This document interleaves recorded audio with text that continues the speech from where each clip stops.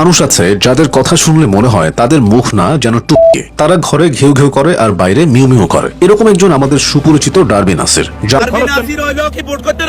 আমি বলি প্লিজ, পিছনে লাগতে আইছে মাঠের মধ্যে। আমি বলি প্লিজ, ওই যে এক চাচার চোখে লাঠি দেখাইছে, কই লাঠি প্রস্তুত করে রাখছি, তার নামাজ আসলে দৌড়ানি দিব। আমি উন্মুক্ত ট্রাইব্যুনালের সামনে জব্দকৃত আবু সাইদের গেঞ্জির অংশবিশেষ যখন ট্রাইব্যুনালে প্রদর্শন করা হয় এবং আমার হাতে দেয়া হয়, তখন আমি দেখে পাইনি, এবং আমি দেখে পাইনি জন্য আমি আবার তদন্তকারী কর্মকর্তাকে জিজ্ঞাসাবাদ করি যে দেখেন তো এই জব্দকৃত আবু সাইদের সেই কালো রঙের গেঞ্জির অংশবিশেষে কোনো ছিদ্র আছে কিনা। উনি খুব পর্যবেক্ষণ করেছেন গভীরভাবে এবং ট্রাইব্যুনালের ওই সময় সাইলেন্ট ছিলেন সবাই, এবং উনি উত্তর দিলেন। আসসালামু আলাইকুম দর্শক, ভোট চাইতে গেলেই মারধর, এটাই কি এখন রাজনীতির নতুন বাস্তবতা? এনসিপি নেতা নাসিরউদ্দিন ভোট চাইতে জনগণের কাছে গেলেই শুরু হচ্ছে তীব্র প্রতিক্রিয়া। কোথাও দাওয়া, কোথাও হাতাহাতি, জনরোষে বিপাকে পড়েছেন এই নেতা। নির্বাচনের আগেই এমন পরিস্থিতি এনসিপির জন্য বড় সতর্কবার্তা নয় কি? প্রশ্ন উঠছে, জনগণ আসলে কি বার্তা দিতে চাইছে?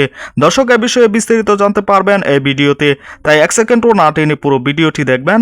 চ্যানেলে নতুন হলে সাবস্ক্রাইব করে রাখবেন পরবর্তী আপডেট পাওয়ার জন্য। ভিডিওতে একটি লাইক করে দেখতে থাকুন সম্পূর্ণ ভিডিওটি। দুই দিনের বই রাখি বাতরে কয় অন্য কথা বলছেন। আমি বই রাখি না ভাই, প্লিজ। রাজনীতিতে সৌন্দর্য আসতে হবে। তাহলে এই দোকানের সামনে ওই দোকানদারদেরকে উনি যে বলছে যে বিএনপির লোক চাঁদাবাজি করে, উনি কথায় কথায় বলে মির্জা আব্বাস সাহেবের লোক চাঁদাবাজি করে, মির্জা আব্বাস চাঁদাবাজি করে। মির্জা আব্বাস জমিদার ফ্যামিলির ছেলে। মির্জা আব্বাসের বাবা মির্জা আব্বাস রাজনীতি করতে আসার আগে তিনি এই ঢাকা শহরে প্রতিষ্ঠিত একজন ব্যবসায়ী ছিলেন, অত্যন্ত বড় মানের ব্যবসায়ী ছিলেন। তাকে মির্জা আব্বাস সাহেবকে তার বাবা ঢাকা বিশ্ববিদ্যালয়ে পড়াশোনা করেছে। আপনি বলেন 1971-এর আগে যারা ঢাকা বিশ্ববিদ্যালয়ে পড়াশোনা করত, তাদের পারিবারিক ওই পরিমাণ ফিনান্সিয়াল অ্যাবিলিটি থাকলেই তারা ওই জায়গাতে যাইয়া পড়াশোনা করতে পারতো।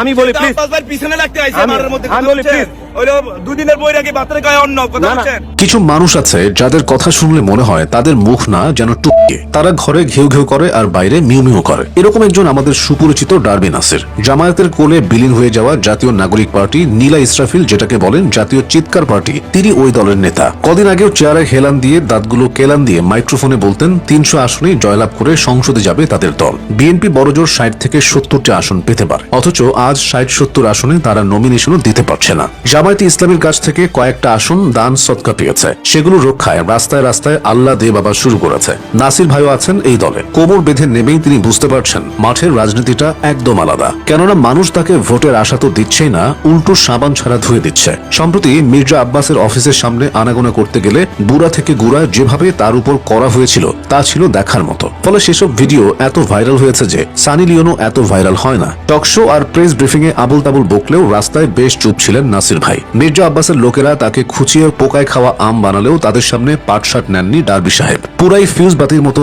আ করে গেছেন। হয়তো বুঝতে পেরেছেন ঘরের রাজনীতিতে অনেক কিছু বলা গেলেও মাঠে ভরে দেওয়ার সম্ভাবনা থাকে। মাঝে মধ্যে মনে হয় তার উপর মাইক্রোফোনেরও অভিশাপ লেগেছে, কেননা মাইক্রোফোনের হাতে তিনি এমন সব অবান্তর কথাবার্তা বলেছেন, একে ওকে গালাগাল করেছেন, বোধহয় সেজন্যই মাইক্রোফোনও তার উপর মাইন্ড খেয়েছে। একাধিক ভিডিওতে নাসির পাটোয়ারির ভদ্রতার ভং দেখে বোঝা যায় সে ওসমান হাদিকে কপি করতে যাচ্ছে, কেননা হাদি যেভাবে ভদ্র সভ্য হয়ে কথা বলতেন তিনিও সেভাবেই কথা বলার চেষ্টা করছেন। অথচ এর আগে বেটি মানুষ যেমন রূপের আগুনে ছটফট করে, নাসির ভাইও ক্ষমতার আগুনে তেমনই ছটফট করতেন। মাঠে নেমে উপায় না দেখে যেন হাদি সাজার চেষ্টা। কিন্তু চাইলেই কি আর হাদি হওয়া যায়? হাদি হতে একটি জার্নি লাগে, যে জার্নি জুড়ে দেশপ্রেম থাকতে হয়, ইনসাফের কথা থাকতে হয়। অবশ্য নাসির পাটোয়ারি হতেও একটি জার্নি লাগে, পাগলের প্রলাপ বকতে হয়। এমন একটা সাধনের পথ ছেড়ে সে কখনো হাদি হতে পারবে বলে মনে হয় না। শুধু মাঠের রাজনীতিতে মুনমুনির চাপ থেকে বাঁচতে হয়তো ভং ধরেছে, কিন্তু তার ভং যে আসলে ঢং তা সবাই ধরে ফেলেছে। সে যাই হোক, মির্জা আব্বাসের লোকদের কাছে গণখোঁচা খেয়ে বের হয়ে যেতেই পোটলা খাওয়া এক লোকের সঙ্গে দেখা।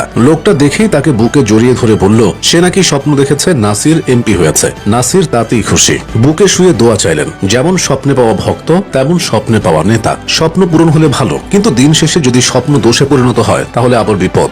মানুষজন স্লোগান শুরু করবে ঘোষ ঘুমায় ভোস ভোস, ডার্বি নাসিরের স্বপ্ন দোষ।